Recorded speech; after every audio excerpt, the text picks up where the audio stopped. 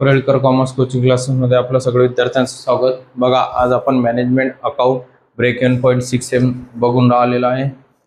यामध्ये आपण या पहिले सुद्धा काही लेक्चर झालेले आहेत. त्यामध्ये आपण break even point, break even point per unit rupees आणि त्यानंतर तुम्हाला स्टेटमेंट ऑफ मार्जिनल कॉस्ट हे सुद्धा बघितलं. सेल टू अर्न प्रॉफिट हे सुद्धा बघितलं होतं. आज आपण नवीन पॉईंट बघणार आहोत, प्रॉफिट फॉर द सेल्स. म्हणजे आज प्रिपेअर मध्ये आज तुम्हाला काय काढायला सांगितलं, margin of statement of marginal cost. Statement of marginal cost. तर स्टेटमेंट ऑफ मार्जिनल कॉस्ट कशी काढायची सांगितलं मी तुम्हाला. सेलमधून व्हरायबल कॉस्ट मायनस करतात. सेलमधून काय मायनस करत असतात, व्हरायबल कॉस्ट. तर बघा, सेल दिलेला आपल्याला 40,000. व्हरायबल कॉस्ट किती आहे, 15,000. 15,000. त्यानंतर तुम्हाला दिले यामधून हे मायनस केल्यावर येणार 25,000. मग येते फिक्स कॉस्ट. मग फिक्स कॉस्ट म्हटल्यानंतर आपली जी फिक्स कॉस्ट आहे ती आहे 5,000. किती आहे, 5,000. म्हणजेच तुमचं नेट प्रॉफिट येणार आहे 20,000. म्हणजेच आपल्याला मार्जिनल ऑफ सेफ्टी कॉस्ट सांगितली असेल, मार्जिनल कॉस्ट सांगितलेली असेल, तर सेलमधून व्हरायबल कॉस्ट मायनस करतात. काय करत असतात, मायनस. सेलमधून व्हरायबल कॉस्ट मायनस करायची, ग्रॉस प्रॉफिट मिळेल. काय मिळेल, ग्रॉस प्रॉफिट. आणि फिक्स कॉस्ट मधून ग्रॉस प्रॉफिट मधून फिक्स कॉस्ट मायनस करायची. ग्रॉस प्रॉफिट मधून फिक्स कॉस्ट मायनस करायची. काय मिळेल आपल्याला, नेट प्रॉफिट. काय मिळेल आपल्याला, नेट प्रॉफिट. मग नेट प्रॉफिट मिळेल. त्यानंतर बघा विद्यार्थी मित्रांनो, आता आपल्याला profit for the sale rupees 50,000. Sale to earn profit 10,000. विद्यार्थी संपूर्ण हे कन्फ्यूज होत असतात की सर आता आपल्याला इथं दोन्ही याचा फॉर्म्युला वेगवेगळा चेंज दिलेला आहे, मग हा यूज कसा करावा. तर प्रॉफिट जो असतो हा सुरुवात सर यामध्ये काय काढावं लागते, तर sale profit for the sale आणि सेल टू अर्न प्रॉफिट शब्द दोन्ही सारखेच आहे. तसं नसते. सेल हा 50,000 दिलेला असेल तर प्रॉफिट किती होणार, आणि प्रॉफिट अगर 10,000 आपल्याला मिळवायचं असेल तर सेल किती करावं लागेल. तर हे जे सोपी पद्धत सांगतो मी विद्यार्थी मित्रांनो तुम्हाला. बघा, सुरुवातीला जे वाक्य दिलेलं आहे प्रॉफिट, तर या पहिल्याचं प्रॉफिट काढायचं आहे. दुसऱ्यामध्ये सेल दिलेला आहे, तर इथं सेलचा फॉर्म्युला, इथं प्रॉफिटचा फॉर्म्युला. मग सुरुवातीला आपण प्रॉफिटचा फॉर्म्युला बघू. कॅल्क्युलेशन्स ऑफ, काय विचारलं त्यांना, प्रॉफिट फॉर द सेल्स. किती दिलेला आहे, सेल्स रुपीज 50,000 आहे ना दिलेला, 50,000. मग आता 50,000 दिलेला आहे, याचा अर्थ पीटी लिहायचं. काय लिहायचं आहे तुम्हाला, पीटी. पीटीचा जो formula S in bracket 1 minus V upon S minus F. PT is equal to S. हा एस म्हणजे कोणता, हा एस म्हणजे हा जो तुम्हाला प्रिपेअर मध्ये विचारलेला असेल तो. कशामध्ये विचारलेला असेल का, प्रिपेअर मध्ये. मग आता प्रिपेअर मध्ये म्हणजे 50,000, कशामध्ये, हा 50,000. 1 मग म्हटल्यानंतर हा 1 मायनस व्ही म्हणजे व्हरायबल कॉस्ट. व्ही म्हणजे व्हरायबल कॉस्ट 15,000. हा यस. आता यस म्हणजे इथं हा नाही घ्यायचा.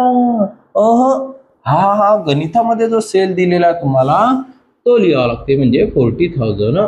हा मायनस एफ म्हणजे फिक्स कॉस्ट. मग फिक्स कॉस्ट किती आपली 5,000 आहे ना. म्हणजेच मग पीटी इज इक्वल टू 50,000. मग 50,000 हा 1 काढण्यासाठी याचं काय करावं लागते तुम्हाला, मल्टिप्लिकेशन. काय करावं लागते, मल्टिप्लिकेशन. मायनस 15,000. नंतर 40,000 तसेच मायनस 5,000 येतील. मायनस किती ते 5,000. मग पीटी इज इक्वल टू 50,000. 40 मधून 15 गेले, 25 राहता. किती राहता, 25. 40,000 हे 5,000. PT is equal to 50,000. यांचं काय करायचं तुम्हाला, डिवायडेशन करायचा. डिवायडेशन करा, किंवा तुम्हाला वाटत असेल विद्यार्थी मित्रांनो तर यांचं पुन्हा मल्टिप्लिकेशन करा. हे 30 कट करा, हे 30 कट करा. 50,000 इंटू 25,000 करा, ते इथं लिहा. मग ते ब्रॅकेट काढून टाकता, त्याला डिवायडेशन 40 करता.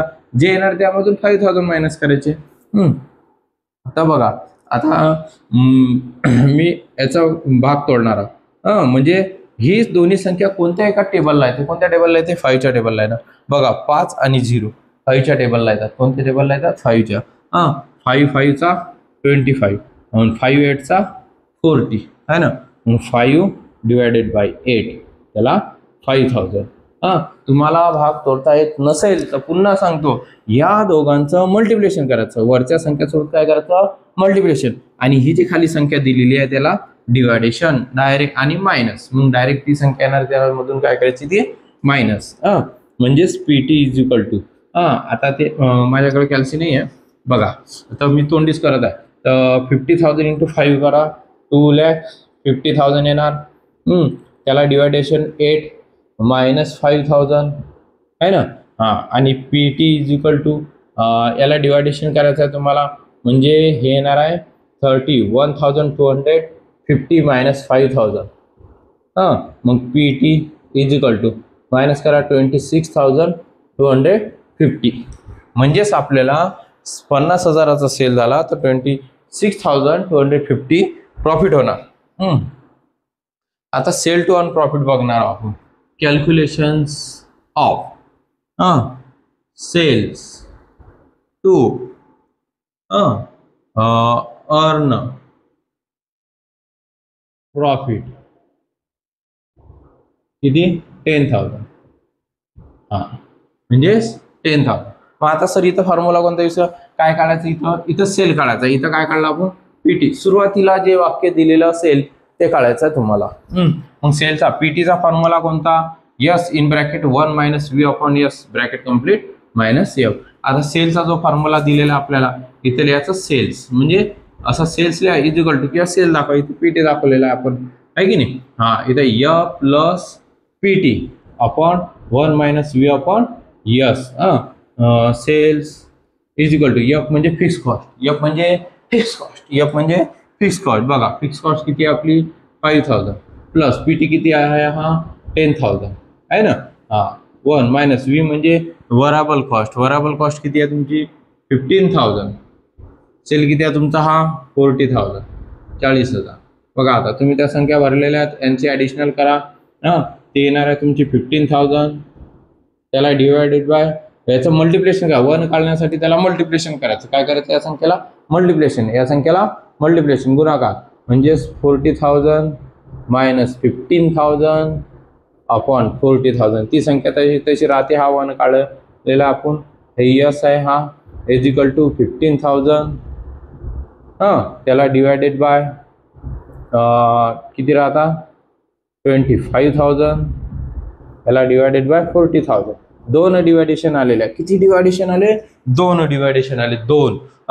2 डिवायडेशन आलेले असतील तर 2 डिवायडेशन आहे, वरची संख्या गेल्यानंतर मल्टिप्लिकेशन होणार आहे, काय होणार आहे ती मल्टिप्लिकेशन गुणाकार. मग आता हे मल्टिप्लिकेशन म्हणजेच तुम्ही वरती नेली 25,000 आहे ना. हे 30 कट 30 कट. मग यस इज इक्वल टू, या 5 1चा 5 5 8चा 40, 5च्या टेबलमध्ये आहेत दोन्ही पण संख्या. तर मग आता त्यानंतर यांचं मल्टिप्लिकेशन करायचं आहे. 15 8चा किती होतो 120 आहे ना. हे 120 लिहायचे आणि हे 3 0 चिपकून द्यायचे तिथे, हे 1 2 3 झाले, आणि हा 5. मग यस इज इक्वल टू यांचं डिवायडेशन करायचं, काय करायचं तुम्हाला डिवायडेशन्स, म्हणजे तुमचं येणार आहे ते 24,000. किती येणार आहे 24,000. म्हणजेच तुम्हाला 10,000 प्रॉफिटसाठी 24,000चा सेल करावा लागेल.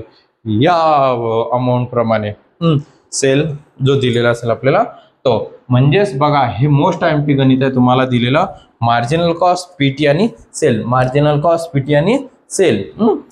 असेच अनेक अजून व्हिडिओ मी तुम्हाला सेंड करणार आहे काही ना काही, आणि लेक्चर सुद्धा देणार आहे.